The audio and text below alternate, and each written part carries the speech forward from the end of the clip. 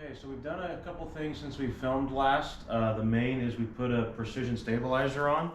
So most of the Lobos, if they came with one, they came with like a old Bilstein shock that mounted up here and would go up to there.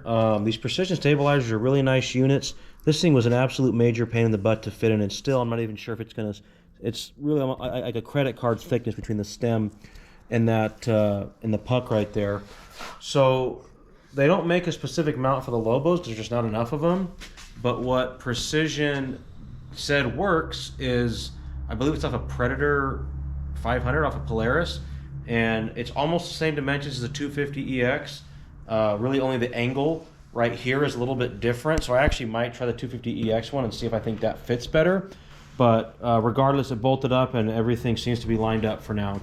The other difficult thing that we had, the issue that everyone has with the Lobos, and it's always the air intake too because of this big shock body that gets in the way.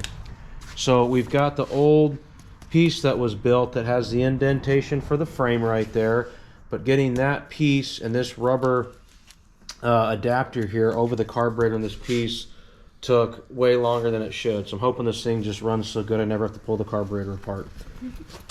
So we're gonna get our rear axle and our subframe assembly done today. We're putting the 450R brakes set up, so that's kind of new to me, so we'll see how that goes. So let's go ahead and get started. So grab our bearing carrier. You got it off the axle. Move your hands. Okay, so we got an RPM twin rail carrier. No grease zerk on these. It's kind of odd. Normally you grease it in this collar in there, get some grease. They just say you don't need it, so they don't use it, which seems odd to me, but they make good stuff, so I'm not going to ask questions. RPM Dominator axle. This actually came with the bike, so this is just the exact same axle, which is in really nice shape, that we're going to put back in. Careful with those splines. It's got to go nice and smooth. Yeah. Okay, and then here's where our 450R parts start to come in. So we got our brake stay here with that O-ring that's inside. So this is just the stock one off of a 450. So then hope that this guy and everything goes together just right. Putting a new bushing on so that it doesn't rattle around so much. It's one of the things with the 250R brake setups. Everything's getting so old they seem to just rattle an awful lot and move around quite a bit. Okay, so we got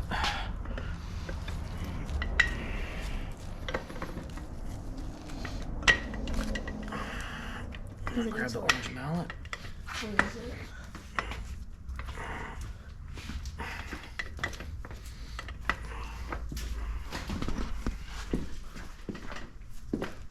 Okay, just a little.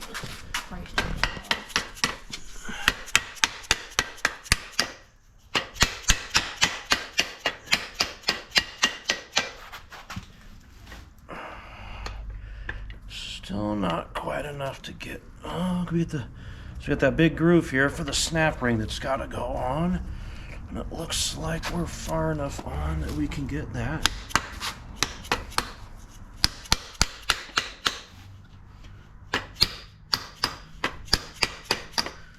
All right, so if we want to grab the snap ring pliers, we can see if we can get that on. You already grabbed them, didn't you? Here's We might get the bigger ones. I don't think that's gonna work just yet. All right, so we got this. Honda did us a favor and put the outside on the outside so we know which way it goes. Not really sure why it matters, but it seems to. Yep.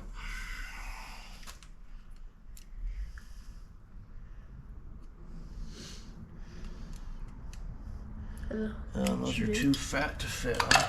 Anything skinnier? let me see. Let's see I'm if not these sure. will spread them enough to get it in there. No, I've got enough for the same size. I've got these ones. That's closing back up on us. Oh, that was the same ones. All the fun stuff when you're trying to adapt stuff and get everything figured out. Yep. Push this way. Oh. It is not? So nothing goes bigger than this, are you positive? I mean, nothing that has the pieces of metal way too big.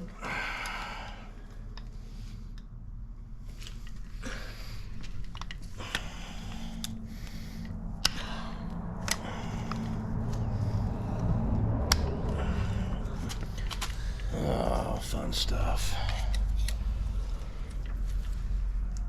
Okay, so I'm gonna need you to hold that way, sweetheart. So push, so you're gonna push both these together. Push both of these together. Move your finger. Like this. Push both of them together. Your finger's gotta be out of the way. Sorry.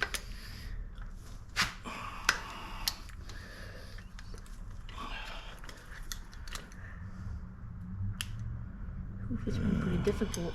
It is. If you guys want, you can just fast forward this part. Alright. Is it off? I don't think it's all the way in. There we There we go. go. So let's just move it around a little bit. I always want to make sure it can spin in that groove. Okay. Well, one of the nice things with the 250Rs is everything's so old and loose at these points that it goes together a little easier. All right, so we've got our rear caliper. We put some new pads on there. There's no bolts like the 250Rs have, so not really sure how that's going to go together. That's going to be a interesting little process to figure out. Oh, give me a flat tube. Okay, we've got our bolts. Doesn't need to be anything fancy, just grab a flat tip. Okay, we just gotta just pry this pad open a little bit.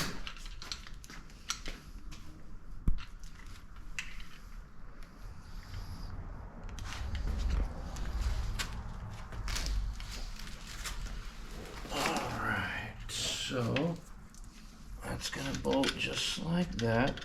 So we haven't got a block off plate yet, so it's just the open piece for right now. And then the other thing, we got a wave rotor. We've got to get some bolts for it, so that's something I forgot to order. Okay, so that's how that's going to go together. So we'll go ahead and throw our subframe on since we're still waiting for some parts to get all the rest of that complete. So our subframe here, so this bike, majority of the work on this bike was done by a guy on the forums named Kevin Kamen. Bike actually got looped out, and so the subframe, the end of it broke off, and so he made this adapter in here to bolt a traditional style 250R grab bar, which is actually kind of nice because you can get a flag mounting on it without having to do a whole bunch of fancy work. So I don't know how straight these things were back in the day, but it's not perfectly straight, and we've got to try to get our intake and everything. Don't try to put that on after we get it off. Oh, we have to take it off right now. That's true. Okay, switch me sides. Switch me sides. All right, so we got a lot of different things that have to line up all at once. So we're working on all of those things going on at the same time here.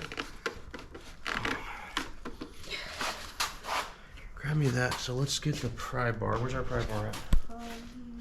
Put it back. Go get it. Okay. This thing was a real bear to get out. It was stuck on there. So maybe what we'll do is pry this over a little bit. And then see if you can shove this on while I pry that over. So Jeff actually put a, or Kevin, excuse me, actually put a fuel customs intake. I think this is off of a YFC 450 on there. So I'm not sure how this is going to clear. I figure the worst thing is if it hits, then we'll have an open air intake instead of closed, and we'll make things go like that. So everything is pretty tight. So we're going to have to give this some orange love. We'll probably do a little bit of that off camera. So we've got a set of bolts that goes right in through here. Allen head bolt that goes in through here that sucks these in together. and then we'll work on getting this intake sucked on as we do all that. So we won't bore you with watching us curse and fail with that. So we will get that done off camera, and we'll see you next time. Thanks.